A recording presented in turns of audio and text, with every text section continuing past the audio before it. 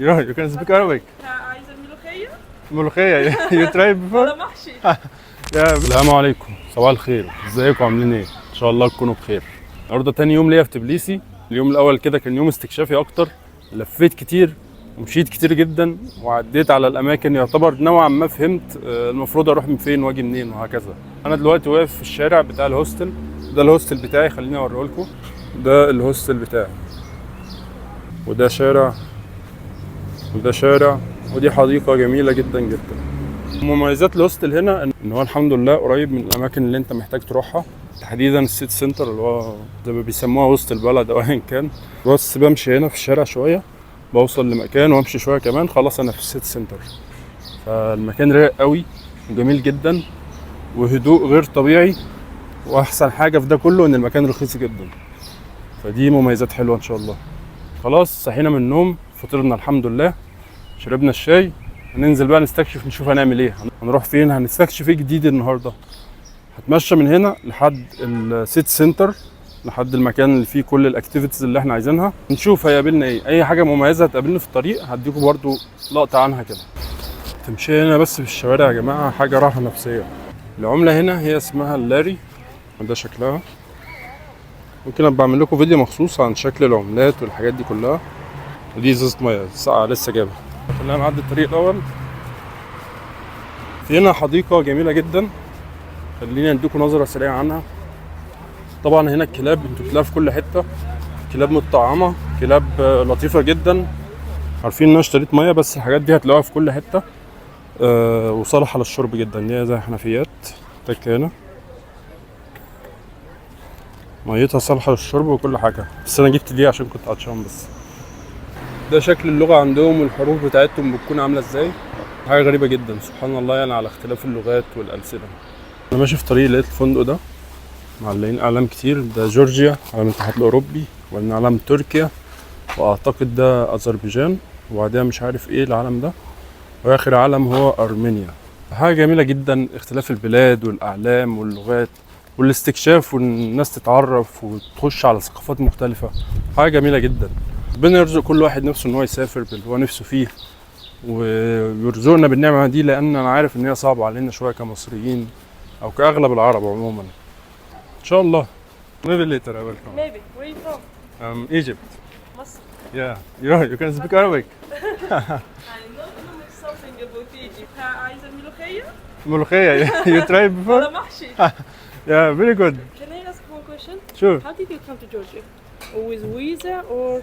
No, because all Egyptian working in Saudi Arabia. Because They have an iqama, you have ID from Saudi. so I can come without visa. Because Egyptians they can't come, you know. In Egypt, Georgians they are. They are what? So they don't give visa for Egyptians. Yeah, they don't like us. Yeah, they don't like. Don't worry, we like you. Thank you. Appreciate. ان شاء الله. موقف عجيب جدا اللي حصل معايا من شويه ده. اصلا ما كنتش عارف ان انا الفيديو شغال، انا فكرت ان انا فصلته، فلحد ما وقفتني البنت دي وبتتكلم معايا. هو العادي انك تكون معدي قدام اي كوفي او مطعم بيوقفوك يقول لك ايه تعالى اتفضل جرب ومش عارف ايه، فقلت لها هجي لك بعدين ان شاء الله يعني. فهي بتقول لي هسالك انت منين، قلت لها من مصر. تقول لي طب عندي سؤال، انت جيت هنا ازاي، بفيزا ولا عملت ايه بالظبط؟ لان هي عارفه ان موضوع ان المصريين يجوا هنا جورجيا حاجه صعبه، وان جورجيا ما بتسمحش للمصريين بسهوله ان هم يجوا يعني. فقلت لها عشان انا شغال في السعوديه فمعايا اقامه سعوديه فاقدر ان انا اجي. فبقول لها ان هم البلد عندكم ما بتحبنيش، فبتقول لي دونت وري وي لايك يو، احنا بنحبك. فمواقف جميله والله، وبتقابل ناس لطيفه. انا لحد دلوقتي الحمد لله ولا اي تجربه سيئه حصلت معايا، وان شاء الله متفائل ان اكمل الفتره اللي انا قاعدها بنفس التجارب الكويسه دي. خليكم معايا. على فكره بعرف اتكلم انجليزي احسن من كده والله، بس بحاول ان انا اتكلم اللي هو كأن انا بشرح لحد، لان كذا مره لما كنت بحاول اتكلم مع حد انجليزي بسرعه او اللي هو باسرع من كده وتلاقيه ما يفهمنيش، فدلوقتي بقيت اتكلم اللي هو بالكلمه وان انا بالراحه وبحاول اوضحها اللي قدامي، لان لقيت هنا ان مش كل الناس عندهم الانجليزي ان هم يعرفوا يتكلموا بيه عادي يعني. بس يعني قلت التوضيح مش اكتر. طول ما انتم ماشيين في الشارع اما تشوفوا يافطه زي كده اعرفوا ان المكان ده بيغير عمله. فهنا اللي فوق مكتوب ان الدولار بيساوي 2.8 اللي هو 82 قرش من العمله بتاعتهم يعني، وهكذا. بس ما تغلطوش غلطتي، لازم تعدوا على اماكن كتيره وتشوفوا الاسعار هناك الاول.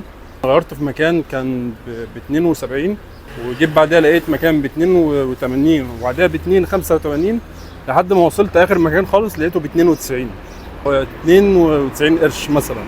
خلي بالكم من الموضوع ده ان شاء الله لو جيتوا هنا. زي ما بتشوفوا الاماكن الجميله والحاجات، لازم تشوفوا برضو الحياه الشعبيه في البلد. الناس عادي فرشه خضار والناس بتشتري منهم، مش عارف بيبيعوا خضار وورد برضو، حاجه غريبه. حياه طبيعيه جدا برضو زي اي حد، مش معنى ان هي بلد اجنبيه ان هي يكون كل حاجه فيها بيرفكت. هو دي ما فيهاش اي عيب طبعا، بس انا بعرفكم مفهوم البساطه برضو موجود هنا في البلد ازاي. ماشي في الشارع لقيت التمثال ده، انا ما اعرفش مكتوب ايه او ده تمثال بتاع مين بالظبط، بس هو غالبا تمثال ابو شنب. شنبك يا عم الحاج. بعد ما مشيت شويه بكون خلاص قربت لهنا جسر السلام، ده اسمه جسر السلام. وده هنا ما اعرفش زي بحر او ايا كان ايه، بس هو الحاجه الوحيده ان اللون بتاعه غريب شويه، فدي الحاجه الوحيده اللي شاذه في الموضوع. بصوا هنا لون البحر، جسر السلام. بصوا بقى ما شاء الله تبارك الله الجبال اللي ورا، كميه الخضار والشكل. هنا حاجه اسمه تمثال ماذر اوف جورجيا اللي هي ام الجورجيين، حاجه زي كده. ان شاء الله هنروح النهارده وهنشوف المنطقه هناك عامله ازاي، نستكشف كل ده. هنركب تلفريك قريب هنا في كنيسه قدامها منظر جميل برضو. ان شاء الله الفيديو ده هيكون دسم جدا، فيه استكشافات كتير، نجرب كذا حاجه مع بعض ونشوف كده ايه تبليسي بقى، ايه اللي فيها، هنعمل فيها ايه بالظبط. خليكم معايا. وصلنا يا جماعه الحمد لله، ده جسر السلام وده السلم اللي بيطلع عليه. تعال نشوف فيه ايه فوق بقى، الدنيا ماشيه ازاي. ده المنظر.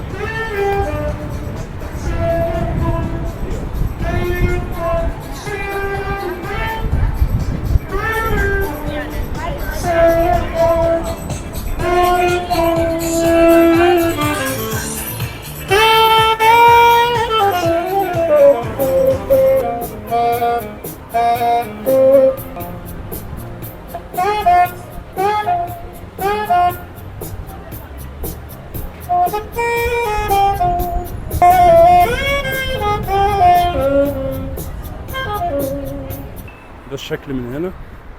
شايفين بقى كل الجبال الجميله دي، سبحان الله. هناك الكوره دي مش عارف تبقى ايه بالظبط.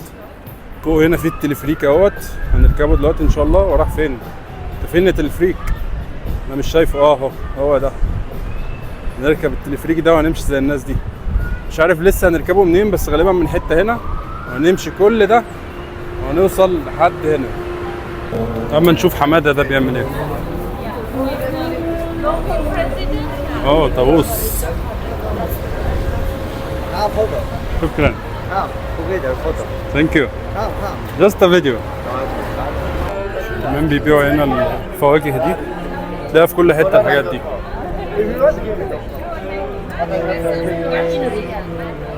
شوفوا عايزين كام واحد واعمل لكم ديسكاونت. انت نصاب يلا. ده ايه ده؟ اديته ال 20 ومشيت. هو ارخص من كده بكتير. كده اكتفينا من جسر السلام، هنرجع له تاني ان شاء الله. بس خلينا نشوف هنكمل هنروح فين. نفس الدبدوب ولا واحد تاني؟ نفسه. مش هيقول لي تعالى تصور، انا عارف. later when I come back.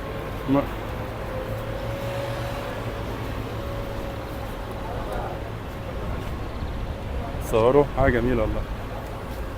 ايه ده؟ لسه بستوعب حاجه دلوقتي، بيقول لي ما تخافش، اللي ورا اللي مع الطاووس ده. انا ما خدتش بالي، فردت قلت له ثانك يو. طلع بيتكلم عربي، ما اعرفش اذا كان هو عربي ولا عارف كلام عربي، بس غالبا ممكن يبقى عارف كلام عربي مش اكتر.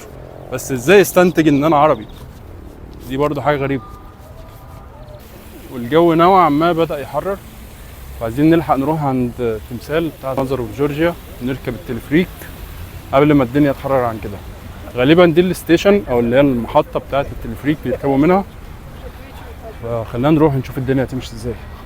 انا فاكر ان انا شفت فيديوهات ناس كتير في جورجيا، فعندي فكره عن اسعار التلفريك. فهل هم بيقولوا نفس السعر عموما ولا ممكن ينصبوا او يزودوا في السعر لو حد ما يعرفش؟ فده اللي هنكتشفه دلوقتي. ده مكان التلفريك، شكله بيكون كده ويبدا يتحرك من هنا. بس مش عارف بياخدوا كام واحد في التلفريك، غالبا 4 بس. 4 اشخاص. 4 ايه؟ هنا 5 6 كتير قوي يا عم الحاج. هنا المفروض بتاخد تذكرة او حاجة وبتدفع فلوس هنا.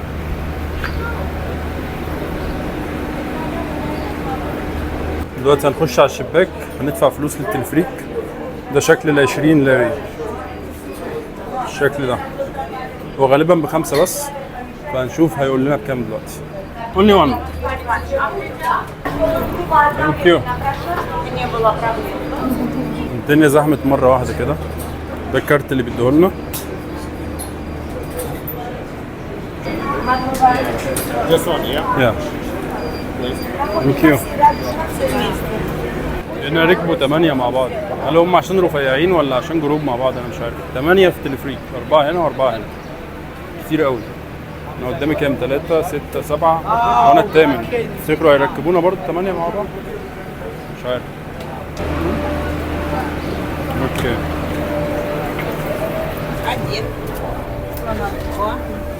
Забрали парня с собой. Он у нас один, так что ничего. Мы пьем воду из-под крана, и тут фонтанчики, которые устроены везде. А мы уже везде. тоже вчера, когда ехали, Да. по ракетам معايا набирали. ناس ну, كتير как فمش там عايز они- اجيب Просто бутылочки в том смысле камера عليهم употребляем, برضه عشان если ما надо يتضايقوش. будет так вот ходить, и да, кран не везде, как говорится, найдешь. И так. Жалко, можно было бы фонтанчики. Уже жалею, что А фонтанчики во многих местах стоят, естественно, да.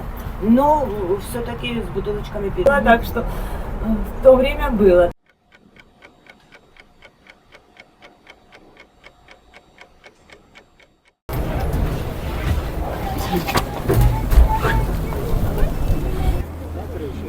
الدنيا هنا طالعة. 1 لاري بدقيقتين، 2 لاري 4 دقايق. والله كويس، بس هنجربه بعدين. هنا ناس كده بتبيع سوفونيرز وحاجات، مش عارف ايه الاشكال دي، حاجات كده. بس في اماكن تانية بتبيع حاجات باسعار ارخص بكتير، فان شاء الله هنبقى نروح الاماكن دي. انا معرفش بيبيعوا ايه، خمور دي ولا ايه، مالناش دعوة. ده ايس كريم، انا شفته في فيديو حد قبل كده. حلو قبل ما تروح اي مكان تكون تتفرج على فيديوهات ناس كتير، تاخد من تجارب الناس اللي قبل كده، بحيث تبقى رايح مطمن وعندك وعي كفايه انت المفروض تعمل ايه. وصلنا عند التمثال يا جماعه. بس سيبك من التمثال، شوفوا الوضع ده، شوفوا الفيو ده، شجر كتير بشكل مبالغ فيه، ما شاء الله. شجر كتير جدا، متخيلين كمية الخضار. يعني الجو لو اهدى من كده هتلاقي يعني واحد ممكن يجيب كراسي هنا ويقعد على الفيو ده، انا ما عنديش اي مشكلة. وده التمثال. خلينا نشوف كده، في ناس بتطلع من هنا، خلينا نشوف بيطلعوا بيروحوا فين بالظبط. بتطلع بتجيبي على الفيو ده، المكان الناس بتقعد هنا نبص على الفيو ده كله. متخيلين المنظر؟ فين جسر السلام اللي احنا كنا لسه عنده دلوقتي؟ اللي هو ده، كنا لسه هنا من شوية. جو تاني خالص. هنا ده تمثال مازر اوف جورجيا. انا مش عارف اصوره كويس لانه قدامه مفيش اي حاجة، فمش عارف الناس بتصوره من الوش ازاي. واحد نفسه يفضل قاعد في المكان ده، مش عايز اي حاجة تاني من الدنيا، يعني خلاص اقامتي تبقى هنا، قاعد هنا خلاص. الناس هنا اللي بتفكر ان هي اللي اهل البلد يفكروا يخرجوا ويروحوا وييجوا، يعني بيخرجوا فين؟ يعني هل في اماكن معينه بيخرجوا لها، ولا خلاص احنا بس نازلين نتمشى في الشارع؟ يعني مفيش اي حاجه تاني. البلد كلها حرفيا خروج. لو نزلت تحت بيتك انت كده خرجت. تبقى حاجه جميله جدا لما تكون ماشي وتلاقي حد مثلا يتكلم مصري او بيتكلم سعودي، يتكلم عربي عموما، تبقى حاجه تفرح جدا. اللي هو لقيت يعني تلاقي اهلك، تلاقي اخواتك ماشيين. فالموضوع موضوع العروبه برضو يا جماعه حاجه جامده جدا. عروبه وان احنا اخوات حاجه جميله جدا. مهما رحتوا اي مكان، لو قابلتوا بعض بالصدفه هتفهموا بعض، هتعرفوا تتعاملوا مع بعض، وهتقفوا جنب بعض لو في مواقف صعبه اعتقد. يعني فضلت قاعد قدام التمثال شويه على الفيو الرائع اللي هناك ده، بجد حاسس بكميه سلام نفسي اول مره احسها في حياتي بجد. الحمد لله، فضل ربنا عليا كبير قوي، ان انا في يوم من الايام ما كنتش اتخيل ان انا اقدر اسافر واروح واشوف واستكشف اماكن كتير. فالحمد لله، ان شاء الله دي البدايه مش هتكون النهايه ان شاء الله. لقيت كده نازله توصل في الحته دي كلها اشجار من اليمين ومن الشمال. حاول انزل كده اشوف لو هقدر اجيب تمثال مازر اوف جورجيا من قدام ولا لا. التمثال بتاع مازر اوف جورجيا ايديها اليمين ماسكه سيف، ده اللي هو المفروض. انا سمعت حتى التور جايد دلوقتي كان بيكلم ناس، السيف الايد اليمين ده بيبقى الاعداء، والايد الشمال يعني واين او النبيذ بتقدمه اللي هو بتقدم السلام للناس يعني. فلقطه جميله وفيو رائع، وزي ما انتم شايفين من التمثال من هنا تبص على المنظر ده. فخلاص انا خلصت هنا، خلينا نروح نشوف مكان تاني، شوف هنستكشف فيه جديد. اظن لحد دلوقتي محدش فيكم زهق، صح؟ الموضوع ما يزهقش، مناظر جميله، قدره ربنا بتشوفها بعينك. فحاجات بسيطه ممكن تفرق معايا، زي تعملوا لايك، تقولوا لي رايكم في التعليقات، احس ان في تفاعل في الموضوع، فحاجه هتفرح جدا. وصلنا عند اخر مكان هنروحه النهارده، او اخر مكان في الفيديو ده. انا لسه الف وعندي استكشافات كتير. هي الكنيسه اللي ورايا دي، المكان هنا طبعا مليان سياح والناس تيجي تصور، وده تقريبا عندهم فرح لابسين بدل، فالدنيا تمام يعني. مين العريس فيكم طيب؟ اللي هناك دي العروسه. طيب شكل المبنى كنيسه، ده الفيو من حواليها. الجماعه دول كلهم في فرح تقريبا. ما عزمونيش. طب في جاتوه طيب؟ نطلع من هنا ورا الكنيسه في حديقه جامده جدا، هنروح نتفرج عليها دلوقتي. وهي دي الحديقه يا جماعه اللي ورا الكنيسه اللي قلت لكم عليها. ناس هناك بتصور، ناس مبسوطه، عاملين فرح عادي في مكان عام يعني. منظر جميل، فرحه كبيره جدا. اعتقد هنا خلاص هنهي الفيديو بتاعي. خليكم معايا في الفيديوهات التانية، لسه هنستكشف حاجات كتيره جدا.